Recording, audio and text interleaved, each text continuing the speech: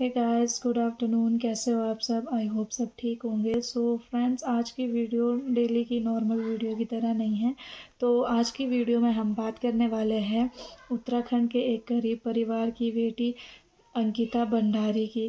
तो फ्रेंड्स, अंकिता भंडारी उत्तराखंड के पौड़ी गांव के रहने वाली थी। तो वो ना एक गरीब परिवार से बिलोंग करती थी। और होता है ना, हर एक गर्ल्स का अपनी लाइफ में होता है कि हम अपने पेरेंट्स की थोड़ी सी हेल्प कर दें, कुछ पैसे कमाएं, जैसे कि घर में थोड़ी सी हेल्प हो जाए। तो शायद अंकिता भी यही सोच के गई थी। +2 के बाद अंकिता फिर ऋषिकेश में एक रिजॉर्ट पड़ता है, वहाँ पे वो रिसेप्शन में काम करती थी। तो वहाँ पे उसने पिछले महीने ही उसने ज्वाइन किया था और इस महीने उसे एक महीना हो गया था वहाँ पे। तो यही सोच के वो घर से निकली थी कि शायद मैं यहाँ से 2-4 पैसे कमाऊंगी तो घर में पापा की थोड़ी हेल्प हो जाएगी। वो तो नॉर्मल सी फैमिली से थी ना, ऐसे गरीब परिवार से बिलोंग करती थी। तो इसीलिए अंकिता ने सोचा होगा कि मैं भी थोड़ा घर से बाहर निकलती हूँ, थोड़े पैसे कमाती हूँ, पापा का थोड़ा सा हल्का हो जाएगा। होता है ना, हर लड़की सोचती है। तो अंकिता भी वही सोच के गई थी। उसे क्या पता था कि जब वो वहाँ पे जाएगी तो उसे बाहर जाने की उसे इतनी बड़ी कीमत चुकानी पड़ेगी। और अंकिता ना 18 तारीख से वो 3 दिन से वो लापता थी। उसके घर वालों किसी को कुछ पता नहीं था कि अंकिता को कहाँ पे है, कैसी है। तो उसका एक फ्रेंड था जो जम्मू से है, वो अपनी सारी बातें उससे शेयर करती थी। मतलब उसके साथ रिजॉर्ट में जो भी होता था, जो उससे करने के लिए कहा जाता था, एवरीथिंग वो सब कुछ उस अपने दोस्त को बताती थी। तो उस रिजॉर्ट के मालिक के बेटे को ये बात पता चल गई कि अंकिता अपनी बातें किसी और से शेयर करने लगी है। तो उसने उस अंकिता से बात की होगी कि तुम शेयर क्यों करती हूँ ये बातें। तो अंकिता ने कहा होगा कि मुझे ये अच्छा नहीं लगता, मैं इस टाइप की लड़की नहीं हूँ। अंकिता ने ऐसा कहा कि मैं इस टाइप की लड़की नहीं हूँ, तो मुझसे ये काम मत करवाओ तुम। तो जब अंकिता ने ऐसा कहा तो उसे गुस्सा आ गया रिजॉर्ट के मालिक के बेटे को कि ये मना कर रही है। तो उसे गुस्सा आ गया। तो उसने अपने 2 मैनेजर होते हैं वहाँ पे, उस शाम का टाइम था, उसने उनसे कहा कि अंकिता का मूड ख़राब है तो चलो हम इसे घुमाने के लिए बाहर ले जाते हैं। तो इसी बहाने अंकिता को लेकर चले गए वो। फिर जब वो निकल गए वहाँ से तो रात हो गई थी, बहुत रात। तो रात में उन्होंने वहाँ पे ड्रिंक की होगी, कोई कुछ खाया होगा। तो जब रात हो गई थी वो, तो वहाँ से आ गए वो वापिस। फिर गाड़ी में अंकिता और पुलकित की फिर से बहस हो गई। तो फिर से झगड़ा हो गया उनका। तो अंकिता ने गुस्से में पुलकित का फ़ोन नहर में फेंक दिया। तो पुलकित को उस बात पे गुस्सा आ गया। तो उन्होंने उसे नहर में धक्का दे दिया और खुद चले गए पीछे। पीछे मुड़कर देखा भी नहीं कि अंकिता जिंदा है कि क्या हुआ क्या नहीं, बस धक्का दे दिया और वहाँ से चले गए। न्यूज़ पे तो बताया जा रहा है कि अंकिता ने एक दो बार वो चिल्लाई भी कि बचाओ डूबते बार। तो तीसरी बार वो डूब ही गई फिर। तो उसके बाद वो पुलकित और उसके फ्रेंड्स हरिद्वार चले गए ताकि उन पे कोई डाउट ना करे। उनको तो पता था कि अंकिता कहाँ थी और उन्होंने ही उसे नहर में फेंका भी था। तो इसीलिए अगले दिन वो हरिद्वार से कॉल करते हैं रिजॉर्ट में और ऐसे पूछते हैं कि अंकिता कहाँ है, अंकिता वापस आई कि नहीं, अंकिता अपने रूम में है भी कि नहीं है। मतलब ऐसे बोल रहे थे कि जैसे उनको कुछ पता ही ना हो कि अंकिता कहाँ पे है। तो जब उन्होंने रिसेप्शन में फ़ोन किया तो उन्होंने बताया होगा कि अंकिता नहीं है। तो तब जाके पुलकित खुद गया वो पुलिस स्टेशन और वहाँ पे अंकिता की एफआईआर दर्ज की कि अंकिता गायब है, वो मिल नहीं रही है। ऐसा प्लान था उनका, जबकि अंकिता को उन तीनों ने ही नहर में फेंका था। उन्होंने ये इसलिए किया ताकि उन पे कोई डाउट ना करे। तो उसके बाद अंकिता के बेचारे पेरेंट्स, उनको तो पता ही नहीं था कि हमारी बेटी के साथ हो क्या रहा है। उन्हें तो शायद यही लग रहा था होगा, चलो बेटी गई है घर से बाहर, 2-4 पैसे कमाएगी, अपने पैरों पे स्टैंड होगी। तो अंकिता का जो फ्रेंड था जो जम्मू से था, उसने उसके पेरेंट्स को घर पे बताया कि अंकिता ऐसे ऐसे गायब है, कहाँ है, किस साल में, किसी को कुछ नहीं पता है। तो प्रशासन ने भी, मतलब 18 तारीख से वो लापता थी और आई थिंक 20 तारीख को फिर 20 तारीख को मिली। 20 तारीख को ढूंढने गए उन्हें, तो 20 तारीख को मिली है। वो इतनी लापरवाही दिखाई प्रशासन ने भी। ऐसा नहीं था कि अगर वो जल्दी जाते तो वो बच जाती या ये होता, पर थोड़ा होता है ना, अगर वो टाइम से जाते तो टाइम से मिल भी जाती वो और केस भी टाइम से ही हो जाता ना। तो मैं किसी भी पार्टी को जज नहीं कर रही हूँ कि कोई पार्टी ऐसी है, वैसे मुझे इन सब से कोई मतलब नहीं है हमें, पर जो गलत है वो गलत ही है। अगर उन किसी नेता का बेटा बताया जा रहा है पुलकित, अगर वो किसी नेता का बेटा है तो वो गलत है, उसने गलत किया है तो उसे सज़ा भी तो मिलनी चाहिए ना। जब उसने इतना गलत किया है, उसे किसने राइट दिया किसी की बेटी के साथ ऐसा करने। बेचारी घर से निकली थी अपने पाँव पे स्टैंड हो, ये सोच के निकली थी। उसे क्या पता था बेचारी को कि 1 महीने के अंदर ही उसके साथ इतना सब कुछ हो जाएगा।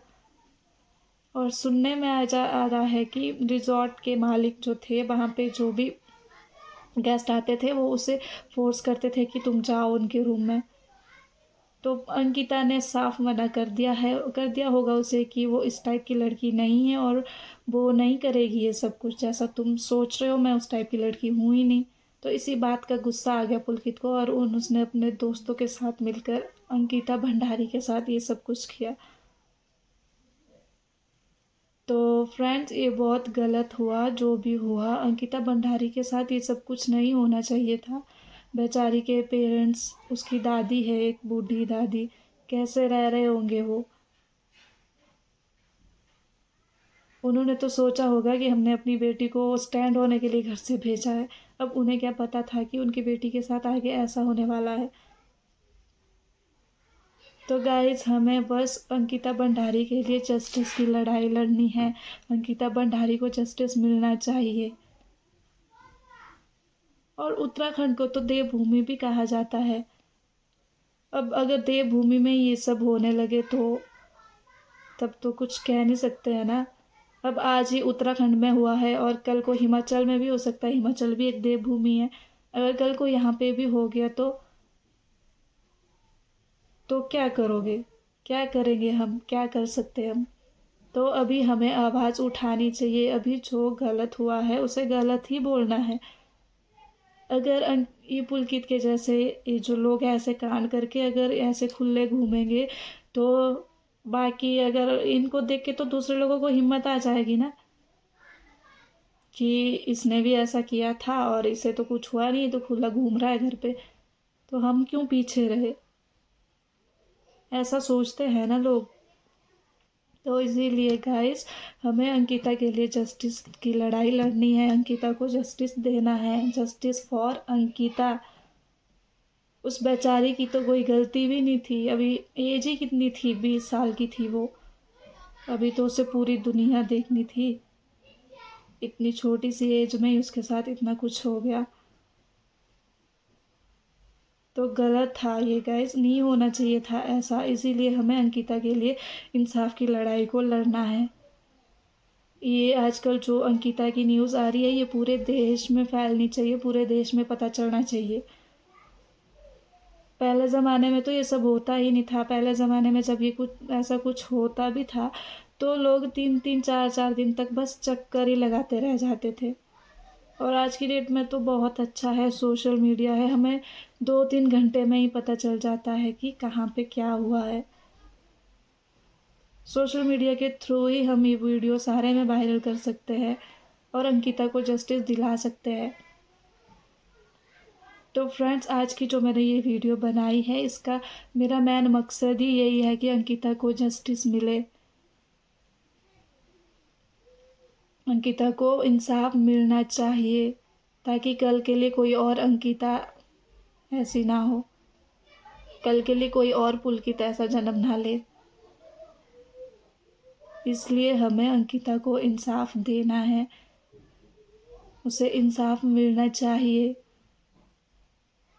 और जो वो नेता के बेटे हैं, मैं किसी भी पार्टी को जज नहीं कर रही हूँ, ना ही मैं किसी पार्टी को गलत बोल रही हूँ, पर जो गलत है वो गलत है।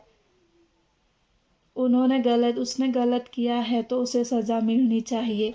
अगर पुलिस कुछ नहीं कर सकती इसमें तो जनता को दे दो, उत्तराखंड के जनता वो ही उसका कर देगी, उनको जो करना है वो कर देंगे।